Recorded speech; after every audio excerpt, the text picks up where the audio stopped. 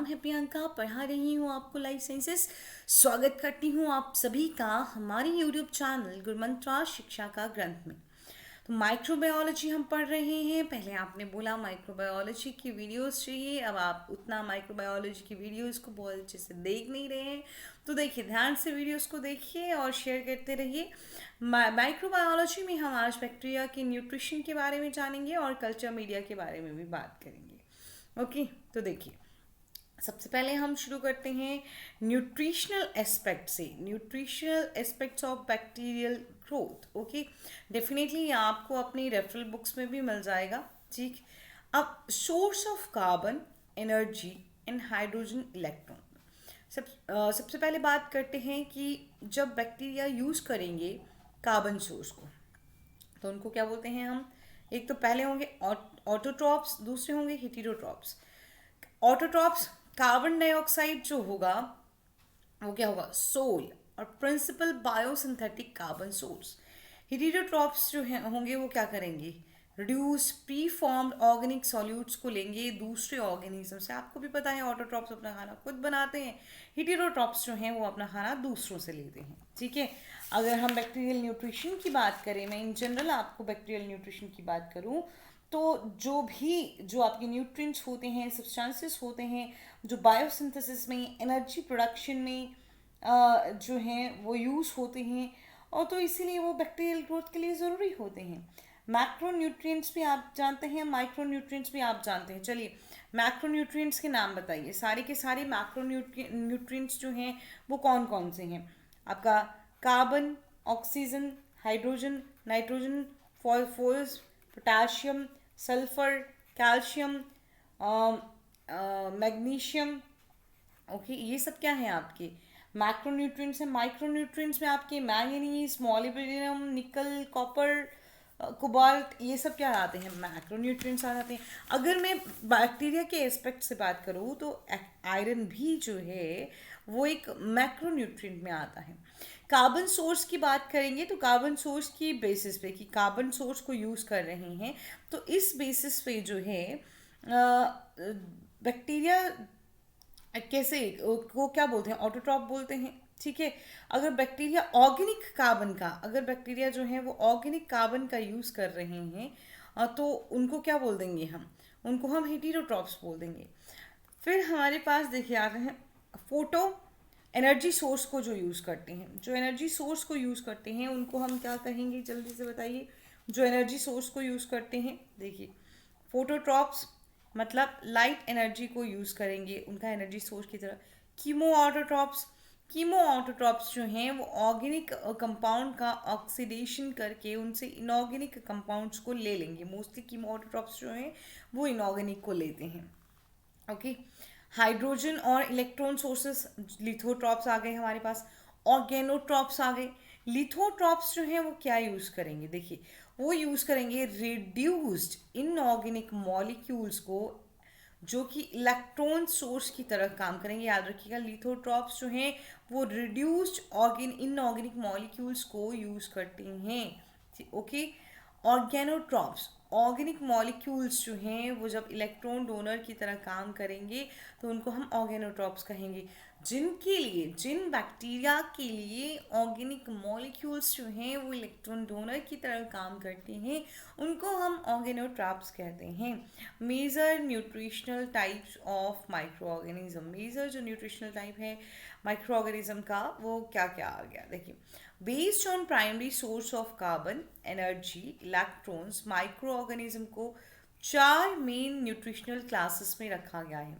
पहले आ गया फोटोलिथोट्रॉपिक ऑटोट्रॉपी और photolitho ऑटोट्रॉपी।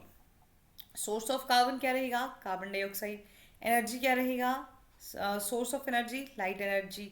Source of electron inorganic hydrogen electron. Okay, representative organism algae, purple and green sulphur bacteria and blue green algae. Okay, blue green bacteria किसको बोलते हैं हम, cyanobacteria को ही बोलते हैं, है ना। तो देखिए भाई सीधी सी बात है, ये तो हमारा नॉर्मली अगर हम प्लांट्स की बात करेंगे तो सोर्स ऑफ वो भी क्या है, एक तरह से फोटोलिथो ऑटोट्रॉपी बोल दोगे तुम उनको, बोलोगे source of carbon dioxide, source of energy light energy, but source of electrons कौन सा होगा? इनऑर्गेनिक हाइड्रोजन ही होगा ऑब्वियसली, हाँ ठीक। रिप्रेजेंटेटिव माइक्रो ऑर्गेनिज्म की जब हम बात करेंगे तो कौन से आ जाएंगे? हमारे प्लांट्स, है ना। चलिए अब आते हैं फोटो ऑर्गेनोट्रॉपिक, ऑर्गेनोट्रॉपिक हिटीरोट्रॉपी और photo organo heterotrophy. Source of carbon अब इनके लिए क्या रहेगा? इनके लिए सोर्स ऑफ कार्बन रहेगा organic carbon source, okay. Source of light, photo लिखा है मतलब लाइट एनर्जी यूज होगी। इलेक्ट्रॉन जो है वही हाइड्रोजन और इलेक्ट्रॉन डोनर होगा। रिप्रेजेंटेटिव ऑर्गन जो है आपके purple non sulphur bacteria and green non sulphur bacteria आ गए। ध्यान ध्यान से पढ़ लीजिए, इन चीज़ों को याद रखिएगा, भूलना नहीं है। फोटो ऑर्गेनोट्रॉपिक में purple non sulphur bacteria and green non sulphur bacteria आते हैं। फिर आते हैं आपके पास कीमोलिथोट्रॉपिक ऑटोट्रॉपी और chemolitho autotrophy. Again source of carbon, is carbon dioxide. Source of energy, chemical energy source, not light, okay. Light is no more source of energy now. There is a chemical energy source, must be inorganic. Source of electron, inorganic hydrogen, electron donor, okay. Inorganic now. Representative organism, sulfur oxidizing bacteria, hydrogen bacteria, nitrifying bacteria. Important, nitrifying bacteria are chemolithotropic autotropy. Then is your inorganic electron donor, okay. So what about these? See, you can see ammonia is getting changed into what? It getting oxidized into nitrite. This is your nitrite. Ammonia oxidizes nitrosomonas. You must know the another name, nitrococcus. Other one is nitrococcus. If you know about nitrogen cycle, then this nitrite is getting changed into nitrate, okay. Nitrite oxidizer, Nitrobacter vinogradovsky, or you can see nitrate, not nitrate reductase, it's nitrite, okay. You can see the different forms of sulfur, okay. Sulfur oxidizer, thiobacillus, thiooxidants.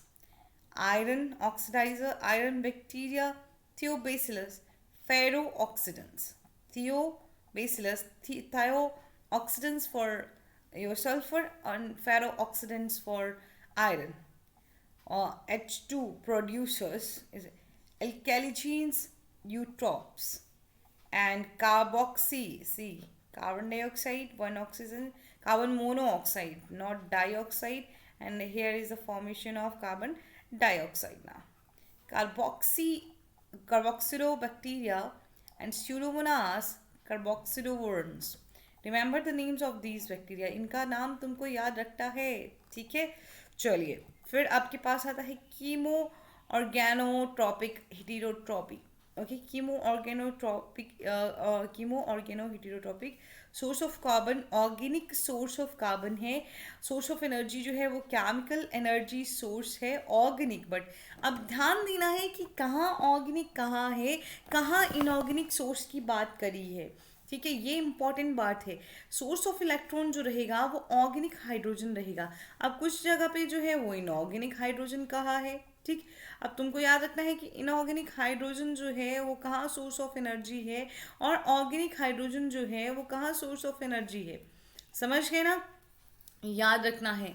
चलिए representative याद रखिएगा, chemo organotrophic हिटीरोट्रॉपी जो है वो protozoa, fungi और most of non photosynthetic bacteria जो है उनमें हमको देखने को मिलती है।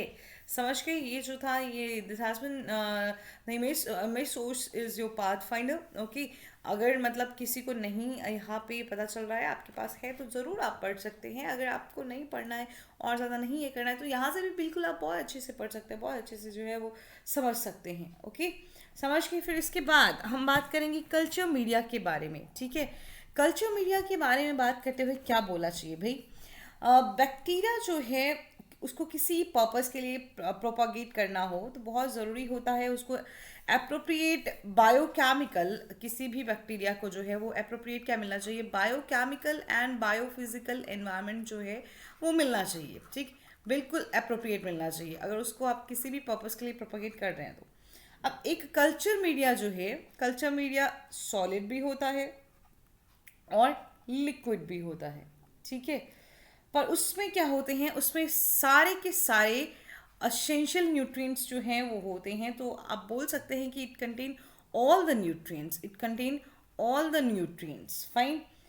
किसके लिए ले होंगे, लेकिन वो होंगे माइक्रोबियल ग्रोथ के लिए जो रिक्वायर्ड हैं, और सभी के सभी न्यूट्रिएंट्स जो माइक्रोबियल ग्रोथ के लिए रिक्वायर्ड हैं वो यहाँ पे प्रेजेंट होंगे।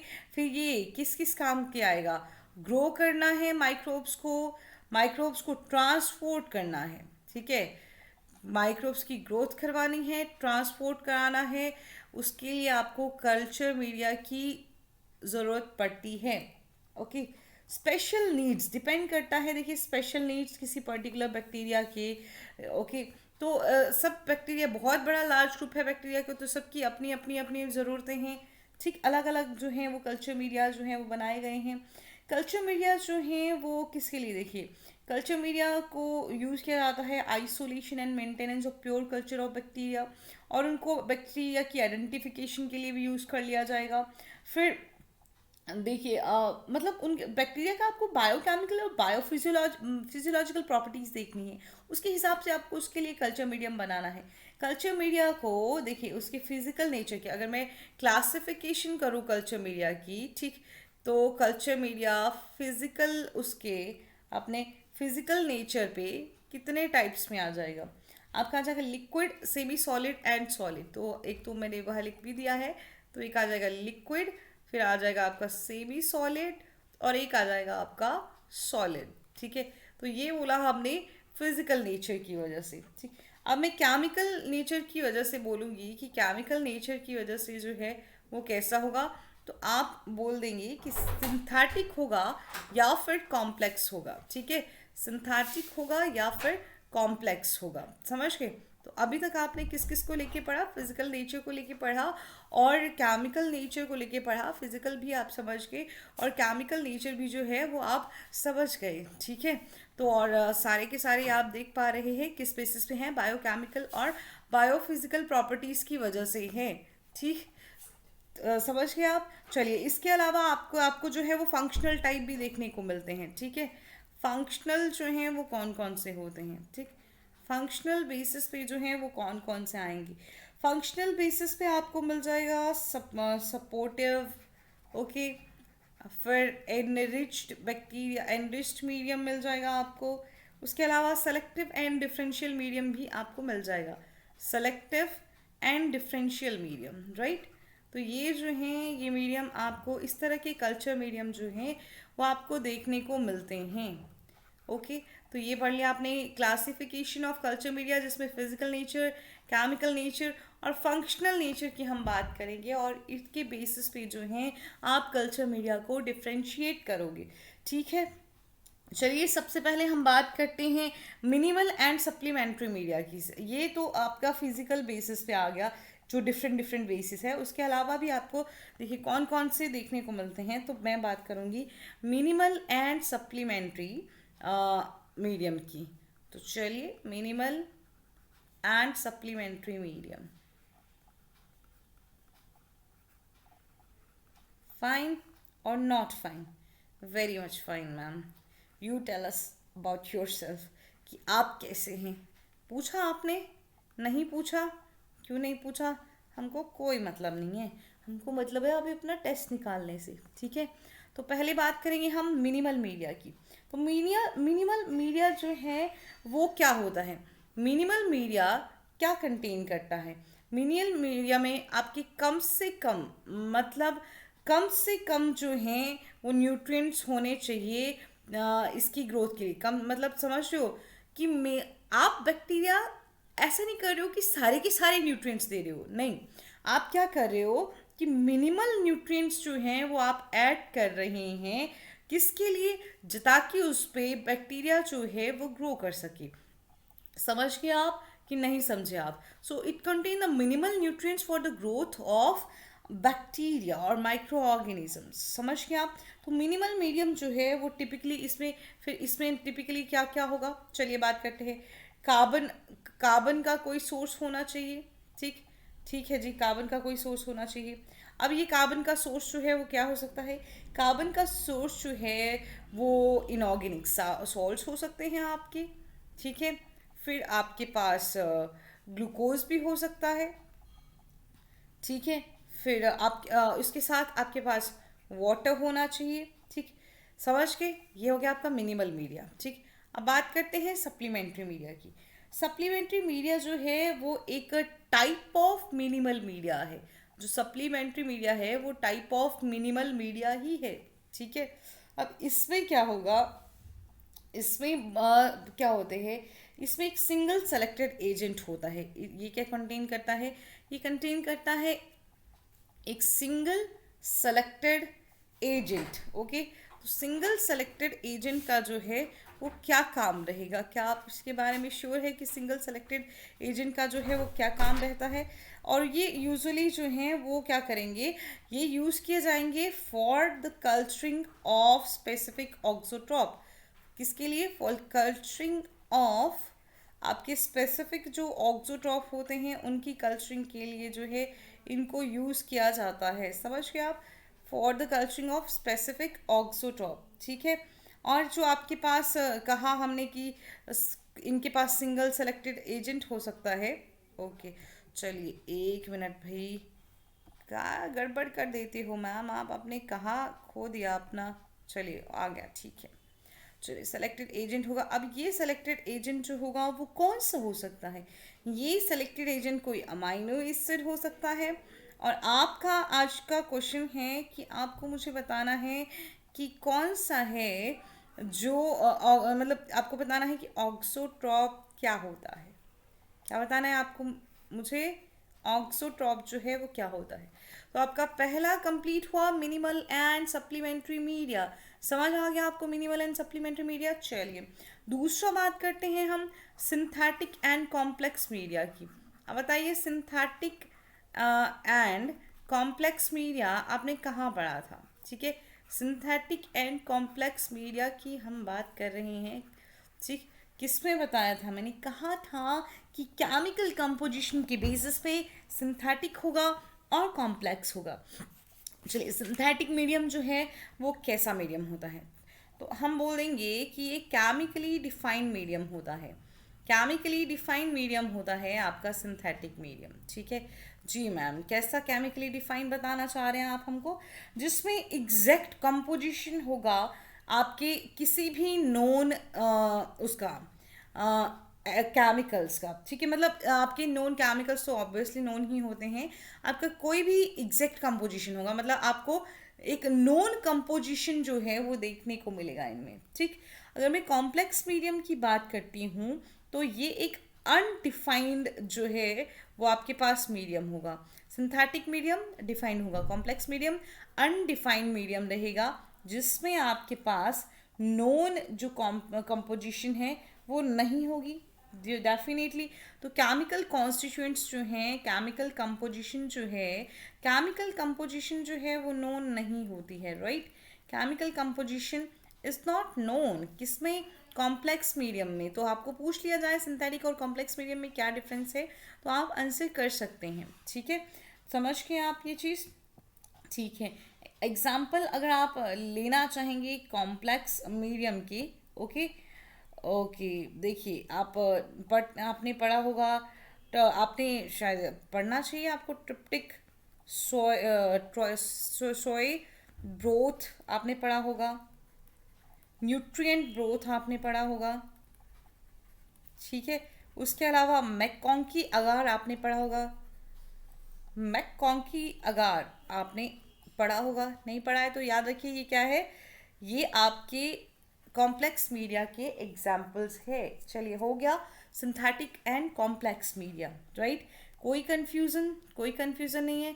चलिए अब बात करते हैं सेलेक्टिव मीडिया की। ठीक है, तो सेलेक्टिव मीडिया जो है वो क्या होगा, आपका थर्ड टाइप आ गया सेलेक्टिव मीडिया। मैम इसमें किसको सेलेक्ट करना है और क्यों करना है, बिल्कुल बताया जाएगा कि सेलेक्टिव मीडिया में जो है वो क्या रहेगा। ठीक है, सेलेक्टिव मीडिया उसको बोलते हैं जिसमें कंपोनेंट्स जो हैं ऐड किए जाएंगे, वो इनहिबिट करेंगे growth of certain types of species of bacteria, या प्रमोट करेंगे किसी बैक्टीरिया की ग्रोथ को। तो हम क्या बोल सकते हैं कि सेलेक्टिव मीडिया जो हैं ये क्या करते हैं, दिस इनहिबिट, ओके, या तो ये इनहिबिट करेंगे और सपोर्ट करेंगे growth of a particular type of bacteria. Okay, growth of a particular type of bacteria. समझ गए आप या नहीं समझे आप? चलिए, तो ये इनहिबिट करते हैं और सपोर्ट करते हैं किसको, एक पर्टिकुलर टाइप के बैक्टीरिया की ग्रोथ को। फॉर एग्जांपल, बाइल सॉल्ट्स और क्रिस्टल बॉयलेट जो हैं वो किसकी ग्रोथ को फेवर करते हैं। ठीक है, बाइल सॉल्ट्स जो हैं, एग्जाम्पल के लिए लीजिए, बाइल सॉल्ट्स होते हैं, फिर आपका क्रिस्टल वॉयलेट होता है। ठीक, वो किसकी ग्रोथ को सपोर्ट करते हैं, क्रिस्टल वॉयलेट जो है वो किसकी ग्रोथ को सपोर्ट करते हैं, ग्राम पॉजिटिव की ग्रोथ को ये सपोर्ट करेंगे। ओके, ग्राम नेगेटिव, और इनहिबिट करेंगे ग्राम पॉजिटिव को। समझ गए आप? ईओसिन, ईओसिन मिथाइलिन पढ़ा है, मैंने बताया था। ठीक है, ब्लू अगार आ गया आपके पास मैनिटोल आ गया, आपके पास मैककॉन्की आ गया। ओके, ये जो है ये कुछ एग्जाम्पल हैं सेलेक्टिव मीडिया के। ठीक है, ये एग्जाम्पल आ गए आपके पास सेलेक्टिव मीडिया के। समझ गए या कोई कंफ्यूजन? कोई कंफ्यूजन नहीं। फिर हमारे पास आता है डिफरेंशियल मीडिया। एक क्या आता है हमारे पास, डिफरेंशियल मीडिया भी आता है। ठीक है, तो चलिए फोर्थ वन की बात करते हैं, जो है हमारे पास डिफरेंशियल मीडिया, कि डिफरेंशियल मीडिया जो है वो क्या होगा। तो डिफरेंशियल मीडिया, अब मैं डिफरेंशियल मीडिया का नाम ही बता रहा है कि ये बैक्टीरिया को डिफरेंशिएट करने में हेल्पफुल होगा। ठीक है, तो डिफरेंशियल मीडिया जो है क्या करता है, आप लिख सकते हैं बैक्टीरिया को डिफरेंशिएट करने में हेल्पफुल होता है। ठीक, बैक्टीरिया को डिफरेंशिएट करने में हेल्पफुल होता है। समझ गए आप? ठीक है, तो ये आपको याद रखना है कि डिफरेंशियल मीडिया जो है वो बैक्टीरिया को डिफरेंशिएट करने में अपना रोल प्ले करेगा। Right, okay. अब एक डिफरेंशियल जो मीडिया है, ये समझ के आप, एक कल्चर मीडिया होगा जो डिफरेंशियल मीडियम की तरह काम करेगा, अलाउ करेगा इन्वेस्टिगेशन को कि वो डिस्टिंग्विश कर सकें डिफरेंट टाइप्स ऑफ बैक्टीरिया में, उनकी ग्रोथ के क्या क्या देखेंगे वो देखेंगे उनका कि ग्रोथ का उस मीडियम में पैटर्न कैसा है। जैसे कि ब्लड अगार। ठीक है, ब्लड अगार जो है वो एक एग्जाम्पल आता है डिफरेंशियल मीडिया का। ठीक, अब ये जो है इसको haemolytic, okay, haemolytic and non haemolytic bacteria में डिफरेंशिएट करने में यूज़ किया जाता है। Haemolytic and non haemolytic bacteria में डिफरेंशिएट करने के लिए ब्लड अगार का यूज़ किया जाता है। ओके, इसके अलावा आपके जो आपने अभी पढ़े थे, ठीक है, वही मैककॉन्की, मैनिटोल सॉल्ट, बाइलगर, अगेन वो सब जो हैं वो डिफरेंशियल मीडिया की तरह जो हैं वो काम करते हैं। ठीक है, चलिए, अरे क्या हो जाता है मैम आपसे? ठीक है, गड़बड़ हो जाती है, गड़बड़ होती रहती है, अब क्या करें, थोड़ी थोड़ी। ठीक है, चलिए, कहाँ से गड़बड़ हो गई है, थोड़ी सी गड़बड़ हो जाती है भाई, अब क्या कर सकते हैं।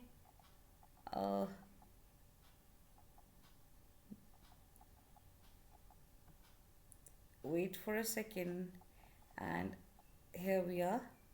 ओके, थोड़ा सा गड़बड़ हो जाता है, टेक्नोलॉजी मैम, बहुत सारी गड़बड़ होती है, हाँ बहुत सारी हो जाती है कई बार। चलिए फिर, तो लास्ट में आपका बचता है आपका फाइनल। तो आपकी मैंने सिंथेटिक एंड कॉम्प्लेक्स बताया, एनरिच्ड बताया, सेलेक्टिव मीडिया बताया, डिफरेंशियल मीडिया बताया। ये लास्ट वाला आपके पास है आप प्योर कल्चर। प्योर कल्चर भी आपने सुना होता है कि प्योर कल्चर क्या होता है, ठीक। तो आपका प्योर कल्चर जो है वो क्या रहेगा? प्योर कल्चर जो है इसमें होता है आपका single kind of microbial population. Single kind of microbial population जो है आपका, वो किस में रहेगा? वो रहेगा आपका प्योर कल्चर में, single kind of microbial population. और वो ग्रो करेगा from a single cell. Pure culture जो है ये डिराइव तो किससे किया जाता है? अगर इसको डिराइव करना हो तो डिराइव बोल देंगे हम कि derive from mixed culture. Okay, derive जो है ये मिक्स्ड कल्चर से ही डिराइव्ड होता है, ठीक। ऐसा नहीं कि ये मिक्स्ड कल्चर से डिराइव नहीं होता है, ये मिक्स्ड कल्चर से ही डिराइव होता है।